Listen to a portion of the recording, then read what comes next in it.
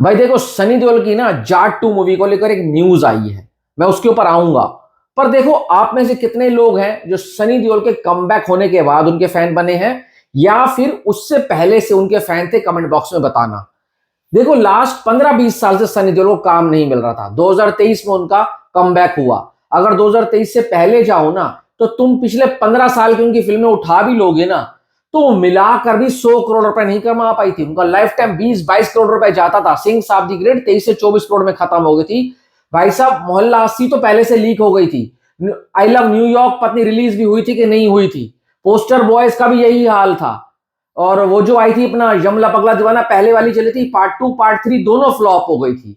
तो मेरे कहने का मतलब है, इस कमबैक के लिए सनी देओल ने ऑलमोस्ट तपस्या करी है। उनके फैंस ने कितनी दुआएं और कितने प्रेयर करी होंगी कि तो जाकर उनका कमबैक हुआ।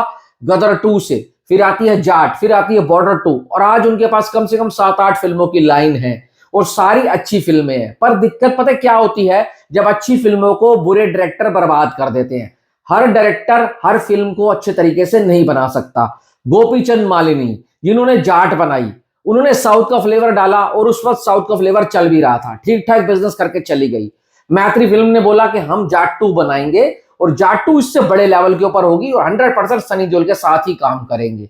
और फिर में न्यूज आती है कि भाई गोपीचंद ही उसको डायरेक्ट करने वाले हैं।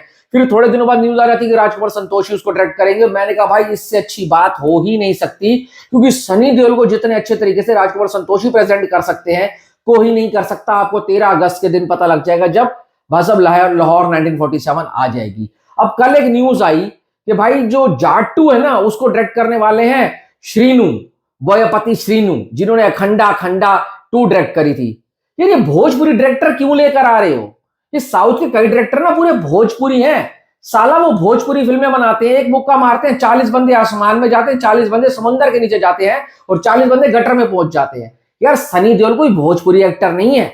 सनी देओल बॉलीवुड का सबसे तगड़ा मास हीरो है, और मास हीरो को किस तरीके से प्रेजेंट करना है बॉलीवुड के डायरेक्टर अच्छे से जानते हैं। ऐसी बात नहीं साउथ के डायरेक्टर उनको प्रेजेंट नहीं कर पाएंगे। मैं कहता हूं, इससे अच्छा तो अब गोपीचंद को ही लेकर आ जाओ। गोपीचंद उस फिल्म के साथ सही इंसाफ कर देगा। पर अगर राजकुमार संतोषी को लेकर आते हो, तो इससे तो कोई अच्छी बात हो ही नहीं सकती। सोने पे सुहागा, 4 चांद लग जाएंगे फिल्मों की। भाई, उनको बनाने आती है फिल्में। राजकुमार संतोषी वो डायरेक्टर है जो कम वीएफएक्स, कम सीजीआई का यूज करता है। कैसे ग्राउंडेड और रियल और रॉ एक्शन बनाना है उनको पता है। धुरंधर के बाद आपको पता है सारी चीजें चेंज होने वाली हैं। वो साउथ का सिनेमा, खासकर में बॉलीवुड में, तो बिल्कुल नहीं बिकने वाला। पब्लिक सिरे से नकार देगी। आप क्या चाहते हो? सनी देओल का जो कमबैक हुआ है, जितने अच्छे तरीके से हुआ है, उतने ही बुरे तरीके से भाई साहब फिर से उनको डाउनफॉल हो जाए। गंदे गंदे डायरेक्टरों के साथ अगर काम करेंगे ना, तो फिर से सनी देओल को इल्जाम लगेंगे, भाई ये क्या कर रहे हो। मैं तो पाजी से सीधे हाथ जोड़ के रिक्वेस्ट करूंगा, पाजी स्टॉप कर दो, इन डायरेक्टर के साथ काम मत करो। इससे अच्छा तो आप जाट 2 छोड़ दो, मत करो, कोई दिक्कत नहीं है। फिल्मों की कमी नहीं है। डायरेक्टर अच्छा होना इस वक्त के ऊपर बहुत जरूरी है, क्योंकि सिनेमा चेंज हो चुका है।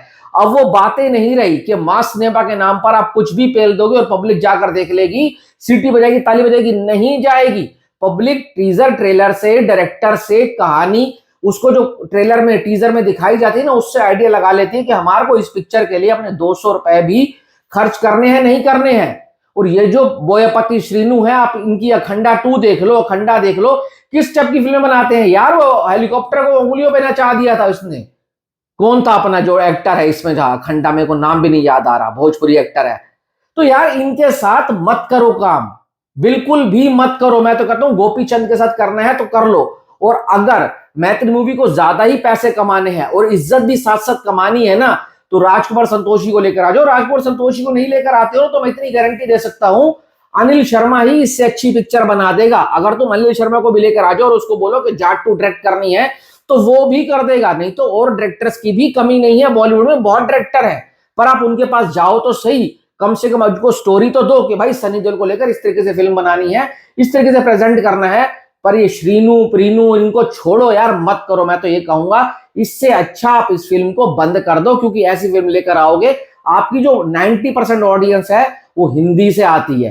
हिंदी ऑडियंस को सामने से नकार देगी और फिर फिल्म फ्लॉप हो जाएगी। अब मेरी वो आदत नहीं है कि सनी देओल के फैंस को खुश करना है, भाई पाड़ दिया, चीर दिया, 1000 करोड़ कर जाएगी, 1200 करोड़ कर जाएगी, घंटा भी कुछ नहीं करेगी।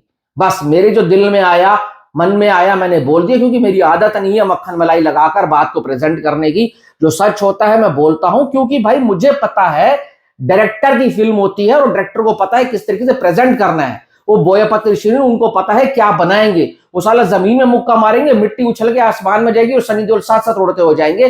वो सिनेमा अब नहीं बिकता, वो पैटर्न सिनेमा वो खत्म हो चुका है। अभी आप देख लेना थोड़े दिनों में ये हाल इनका होने वाला है साउथ वालों का। जितनी साउथ की पिक्चरें आ रही थी, अगर इस तरीके से पिक्चर बनाएंगे तो ये फिर से वही एक स्टेट की फिल्में होकर रह जाएंगी। पैन इंडिया में अपने पैर पसारने थे ना, वो सारी चादर पीछे खींचती हुई चली जाएगी और खत्म होता हुआ चला जाएगा। बस मेरी ये राय है। Thanks for watching.